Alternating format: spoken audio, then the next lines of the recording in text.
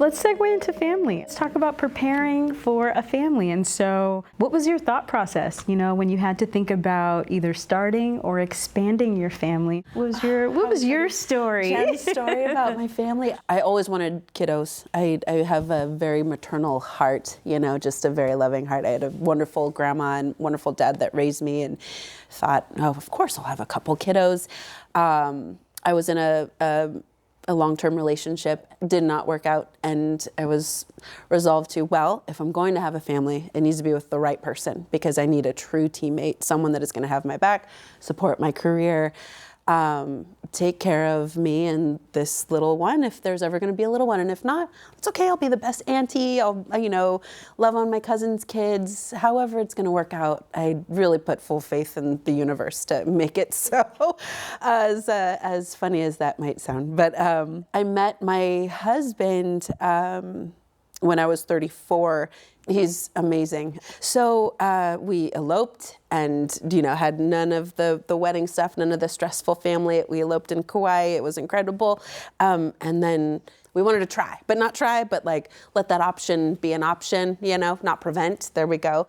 It's bananas, but 2 weeks after we got married, I was pregnant with our son. Oh, wow. I knew of close friends and family members that did the IVF journey, and it sounds so very taxing and stressful and all of that. And so I was very hopeful that we wouldn't have to. That was way faster than I'm like, oh, what?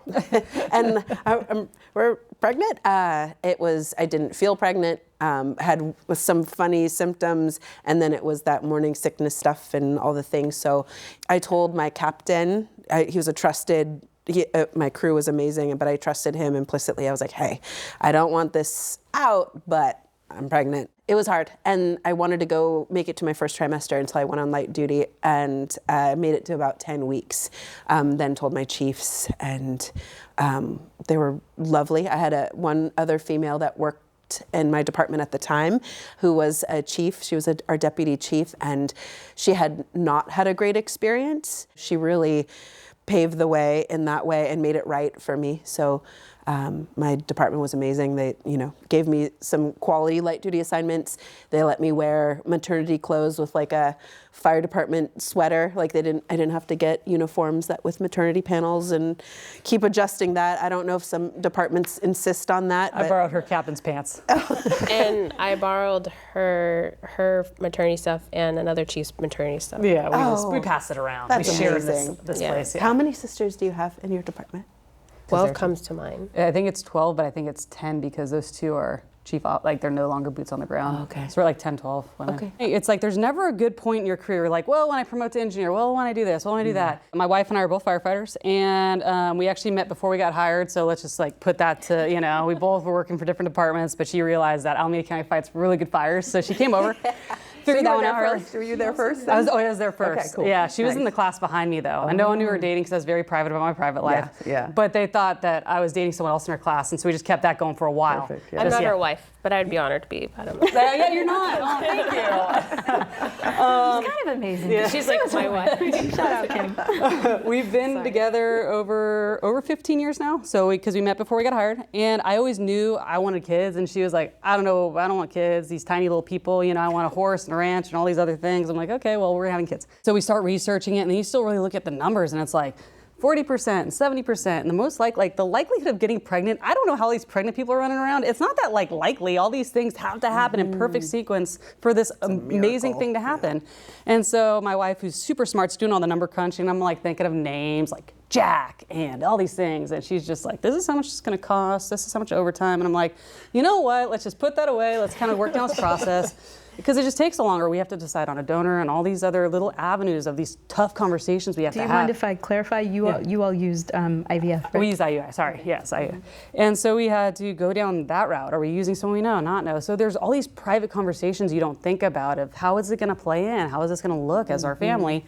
We finally decided all that stuff, and you do start doing the cycle tracking and all these things and just stuff that I'm just like, wow, a lot of science, And then I scheduled to work a trade when I was ready for the IUI cycle. And so I was like, I'm supposed to work a trade for this guy, Kim. Can you, you work that trade for me and I'll, And then so I go and to get pregnant, and so I'm FaceTiming her, and so we're FaceTiming and this and that. And she's trying to make me laugh and make me comfortable because we didn't think it was going to happen, because it's just like everyone has said, it takes a long time. It's just this arduous process. And so she's laughing, and then she gets a call on the intercom like, "Hey Kim, shop time, shop time, shop time."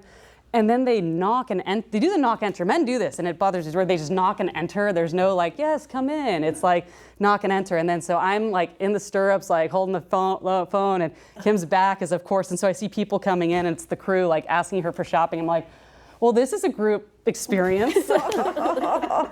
And I'm just like, oh my God. Kim's like, "I'll be out in like 2 minutes." And of course, when someone says that and they're on their laptop, they automatically think something shady's going on. Yeah, like, and so she's just like, and she's very private. And so we're just trying to like figure this whole thing out with all of this other stuff going on. And so everything happens, we go down the road, and I'm like, oh, that probably didn't happen. And then a couple days later, I'm mandatory, and I'm like, man, I just don't feel good. I don't know what's going on. This is terrible. I don't know what. I was like, "Kim, I just don't feel good." She's like, "Well, let's go get a pregnancy test." She's like, "Oh, okay," you know. And so we go to 7-Eleven because they're super reliable in there, and the pregnancy test comes back positive. And we're just both looking at each other like, "We're pregnant." I'm like, I thought I had like months more. Like I was yeah, I'm not ready. Wait, no, I'm not ready. Wow. And long story short, like it was so easy to get pregnant, but past that, like I had morning sickness. I almost lost the pregnancy. You're going through this process. You feel like crap. Mm-hmm. You're sick. You can't really talk to your crew about it, especially if all-male crew. At the time, I wasn't with the most supportive crew. Right when I got pregnant, I bid out of that crew, fortunately, and I got a different bid to a fantastic crew. But it was just a very real process for us, and like it was just as easy as it was. The hard strokes were after I got pregnant. That's kind of my pregnancy story again, Buren. How about yours? I've always wanted to have kids, whether I had them, whether I adopted them. I always wanted to have kids. I started having babies later on in life, mid-30s, and I was like, oh crap, I'm hitting 30-something. And I don't have kids yet. But I was so career-driven. I did thankfully found a partner that supported my career, that had the same views, that wanted to have kids as well. It took me a while to get pregnant, and I thought something was wrong with me. I was like, well, I missed the window. Now I'm reaching geriatric pregnancy. They have great words for us, right? Super. Yeah. I reached geriatric pregnancy, and maybe it was because of the stress from work. Maybe it was because I just got off probation. Ooh, so the stress from that, just trying to do well. Everyone then found out that I was Havenhill's daughter, and I was like, oh gosh, so even more pressure on me. So I didn't think about all that. And then I talked to other brothers and sisters in the department, and believe it or not, male and female were having trouble starting families. And I don't know if it's because of the stress that the family toll, whether you're male or female in the fire service, it puts a toll. So starting a family did take a lot, and it was stressful. And then once I just started not stressing, I don't know how, it's hard, but I ended up, COVID hit, and I was supposed to go to New York and decided to celebrate my birthday with my partner, my fiance, and I didn't go to New York, and I had pregnant. So I had my first kid during COVID. That was hard. Oh yeah. Heather, I don't know how I got pregnant with the second one, but it came really quick after. So I have 2 boys, Micah and Xavier. And the second baby, like I said, I got pregnant quicker, more fertile. My body knew what it was doing. I didn't think they'd be that close together, but it is. We'll go into more details about that. But I have 2 beautiful boys and a bonus son who's 15. So I have a 15-year-old, a 3-year-old, and a 1.5-year-old, and I work for the fire department. And I love it, and I wouldn't plan it any differently. Probably would have had kids a little bit sooner. If you do want to start a family, I would say have good talks and pick a good partner that supports your career, and just pace yourself. Don't stress out too much. If it's meant to be, it's meant to be. And there's other avenues of having kids, whether it's a surrogate, don't think any different, whether it's IVF, whether it's adoption. There's a lot of kids that need families. So I'm involved in a study right now with some scientists out of University of Arizona, Jeff Burgess and his team, and they're we are doing this longitudinal study with our recruits, and then we'll follow them, we'll continue to follow them. And what they're looking at is stress levels and AMH. And AMH levels are like, what your chances are for pregnancy, like how fertile you are. So it's one indicator of fertility. But it's not just women, it's also men. There's a study out of Denmark, and I believe it's like 30 to 45% of their firefighters have fertility, male firefighters have fertility issues, and that they're placing it to, I mean, it's a whole combination of stuff, but all of the toxins that we're stressed, the sleep issues, because we have these 24-hour shifts, the stress. I mean, we could do a whole show on this, and maybe we will. It's really interesting stuff, but I think you just nailed it right there, though. So for people listening, that it isn't necessarily you, it might be your surroundings and how you're responding to your surroundings.